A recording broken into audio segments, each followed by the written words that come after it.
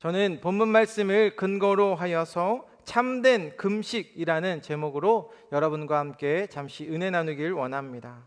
하나님께서는 이스라엘 백성들의 현실적 그들의 모습 앞에서 너희들의 겉모습이 중요한 것이 아니라 진정한 회복에 대해서 간구해야 할 것을 말씀해 주고 있습니다. 그동안 이스라엘 백성들이 70년 동안 다섯째 달과 일곱째 달에 금식하며 나라가 무너졌고 성전이 파괴되는 그러한 아픔들을 기억했었습니다. 그들은 하나님을 겉으로는 찾는 척 했지만 하나님께서는 그들에게 묻고 있죠. 이 금식이 정말 나를 하나님을 위한 것이 맞느냐라고 묻습니다. 하나님께서는 이런 형식적인 금식이나 외식적 종교 행위를 원하지 않는다는 것입니다. 우리의 신앙생활도 마찬가지입니다. 겉으로 드러내는 그러한 행위가 아니라 진심으로 하나님을 사랑하는 그 아버지의 마음으로 하나님 앞에 진정으로 나아가는 우리에게도 믿음의 자세가 필요한 것이죠. 그러기에 오늘날의 진실된 마음, 순종으로 주님 앞에 섰을 때에 진정한 내 삶의 회복과 영적 부흥이, 성령의 충만함이 여러분 각자의 자리에 임할 수 있게 되시길 바랍니다. 오늘 본문 먼저 스가랴 7장 1절 말씀을 우리 같이 함께 읽습니다. 시작. 다리오 왕 제4년 아홉째 달 고 기스레월 4일에 여호와의 말씀이 스가랴에게 임하니라. 아멘. 이 말씀 속에 중요한 하나님의 메시지가 담겨져 있는데요, 하나님의 말씀이 임했다라는 것은 하나님이 친히 우리 인간에게 찾아와 주셔서 그분의 진정한 마음을 보여주시고 역사 속에서 하나님의 뜻을 비춰주십니다. 그런데 여러분, 하나님께서는 지금도 여러분들을 통해 말씀해 주신다는 것입니다. 여러분 아멘이십니까?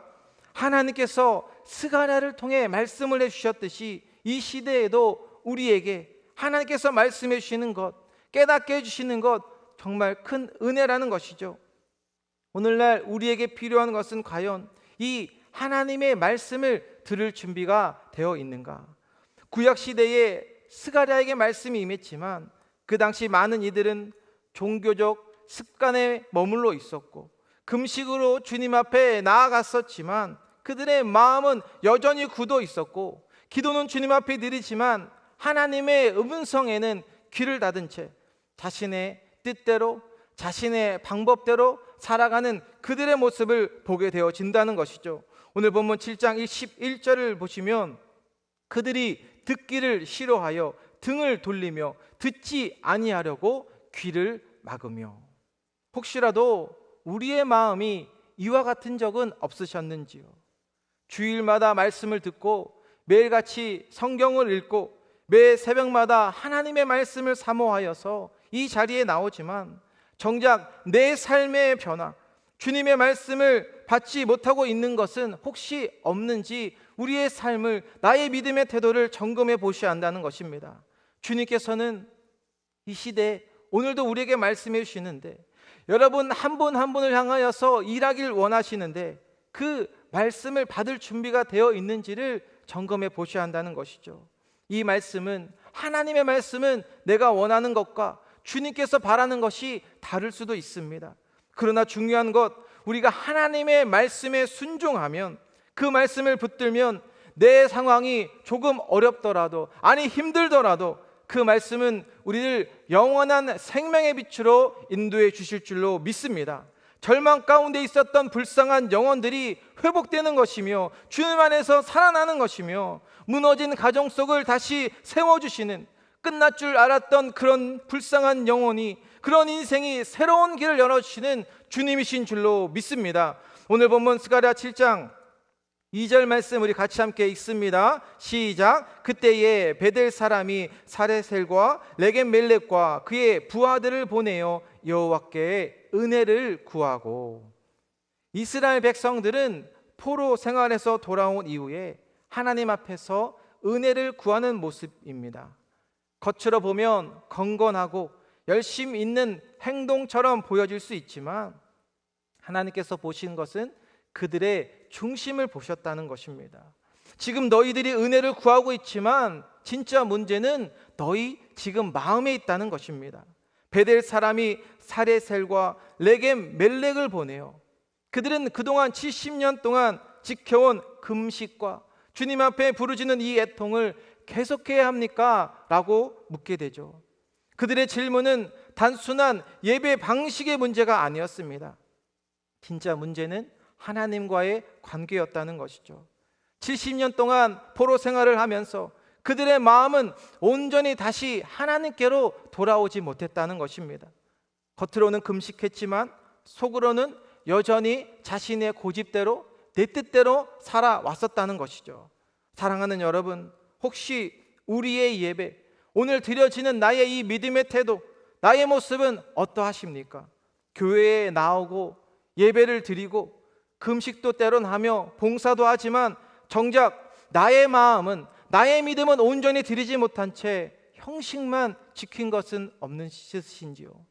하나님께서 원하시는 것은 형식이 아니라는 것입니다. 예배를 드릴 때 정말 하나님을 간절한 마음의 믿음의 고백으로 드리며 주님 앞에 동행하며 나가고 있는가, 그것을 묻고 있다는 것이죠. 기도할 때 내가 하나님의 뜻을 이루는 기도로 먼저 나아가는가, 아니면 나의 삶의 어려운 문제들, 나의 욕심을, 그 뜻을 이루며 나아가길 먼저 기도하며 나아가고 있는가. 우리는 마음이 새롭게 되지 않으면 내 삶이 아무리 열심히 살아도 그 삶을 주님께서 받지 않는 그러한 영혼이 될 수도 있음을 분명히 보여주는 것이죠. 우리의 예배, 나의 기도, 주님의 그 마음에 합한 자가 되기 위해서 형식이 아니라 나의 온전한 그 중심이 주님의 이름으로 세워질 수 있게 되시길 바랍니다. 문제는 이들의 중심을 하나님께서 보셨는데, 오늘 본문 다음 3절 말씀 같이 함께 봅니다. 시작. 만군의 여호와의 전에 있는 제사장들과 선지자들에게 물어 이르되 내가 여러 해 동안 행한 대로 5월 중에 울며 근신하리이까? 아멘. 아멘. 우리가 여러 해 동안 5월에 금식하며 울었던 거 계속해서 앞으로 계속해야 합니까? 그러나 하나님께서는 너희들이 형식에 묶여져 있고 지금 너희들이 흘리는 눈물이 진짜 눈물이 아닌 것을 이야기해 주는 것입니다. 왜 그러했을까요? 오랫동안 울었지만 지금 네 안에 마음의 변화가 없다는 것입니다. 그토록 선지자들을 보내어 주셨고 순종할 수 있는, 말씀을 따를 수 있는 길을 그들에게 제시해 주셨지만 너희는 순종하지 못하고 여전히 과거에 얽매여서 하나님의 미래의 새로운 일을 보지 못했다는 것입니다. 과거에 나에게 은혜를 베풀어 주셨던 많은 은혜들, 그것을 잊지 않는 것은 아주 좋은 것입니다. 그러나 우리의 삶이 미래로 주님께서 보여주신 그 비전대로 나아가야 하는데 그것을 올바로 나아가지 못하게 하는 것, 나의 과거의 붙잡힘은 우리의 삶을 더 힘들게 할 수도 있다는 것이죠. 하나님께서 본문 12절 하반절에 보시면 큰 진노가 만군의 여호와께로부터 나왔도다. 진노가 누구로부터 나온 것을 말씀하십니까?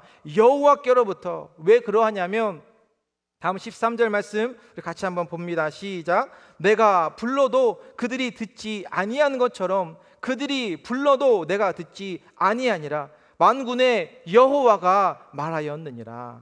아멘. 사랑하는 여러분, 우리 주님께서 누구를 부르고 계십니까? 오늘도 여러분 한 분 한 분을 부르고 계시는데 듣지 않으시니까 그분의 마음을, 그분의 뜻을 알 수 없게 되어진다는 것이죠. 그러니 너희의 마음은 계속해서 포로된 생활 속에서도 끊임없이 은혜와 사랑으로 건져내어 주셨지만 습관적으로 계속 기도하고 있고 너에게 영원히 살 수 있는 그 영생을 허락해 주셨지만 아직도 너의 고집과 내 뜻이 우선시 되는 분들, 오늘 본문은 우리에게 굉장히 큰 도전과 울림을 주고 있다는 것이죠. 너희의 삶이 지금 너무나도 형식적이 되어져 버렸다. 본문에 통하여서 다른 사람에게 이야기하는 것이 아닙니다. 오늘 나에게 주셔서 주님께서 뭐라 말씀하십니까? 너가 변하지 않았다, 내가 변하지 않았다, 이 은혜의 생명의 말씀을 들려주고 있다는 것입니다. 수많은 기적들, 이사들, 하나님의 귀한 뜻을 보여주셨음에도 온전히 따르지 못하는 저희들이지만 그럼에도 주님은 우리에게 영원히 살 소망의 길을 안내해 주고 계십니다.